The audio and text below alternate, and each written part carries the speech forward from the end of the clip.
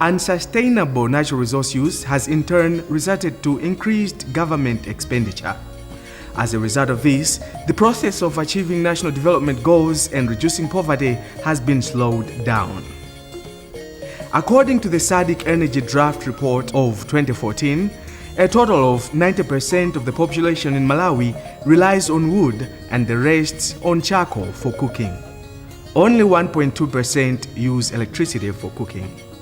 This has promoted deforestation in the country.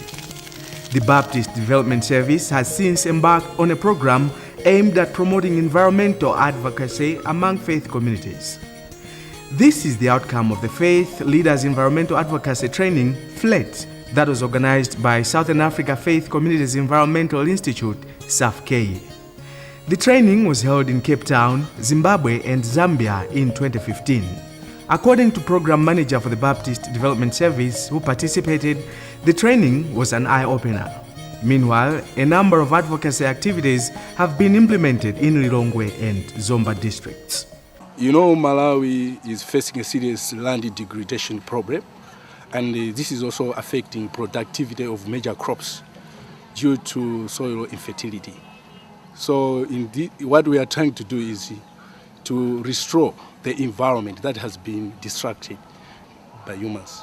The training was about equipping the pastors to do the environmental advocacy so that they can advocate care for and protection for the environment through the church members and also through the government structures, like lobbying for support, because the faith leaders in their holy books, whether the Muslims, the Christians, the Baha'i or Hindus, God commanded human beings to take care of the environment so that the protection of the environment could support life. This project is for 1 year up to next year, but we are hoping that we would want to extend this project, probably scale up to other districts as well. So far, 73 pastors from 12 different denominations participated in environmental advocacy awareness meetings that were conducted in Lilongwe Rural East and Jali in Zomba district.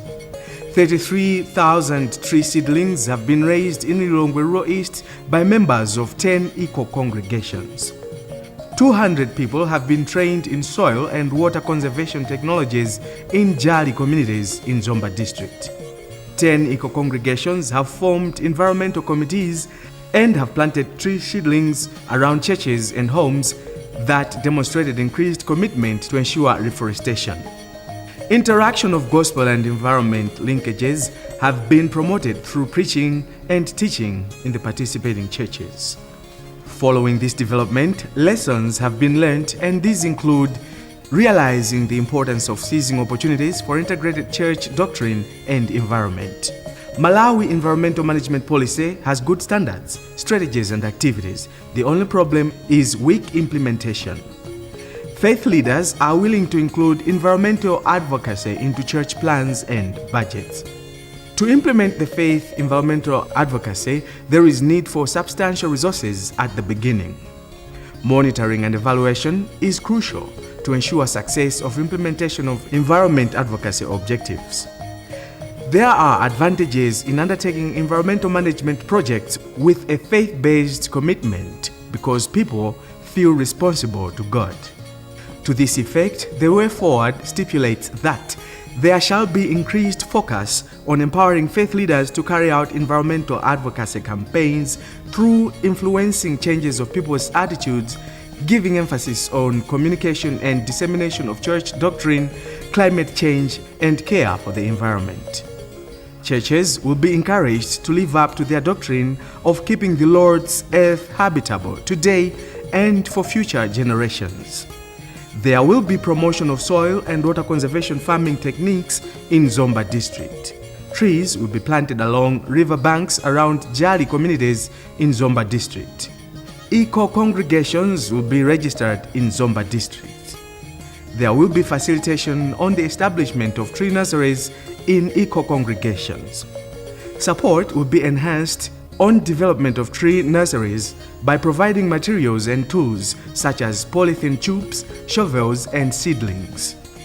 Plans are underway to attend Faith Leaders Environmental Advocacy Workshop in October 2016 organized by the Southern Africa Faith Communities Environmental Institute, SAFCEI.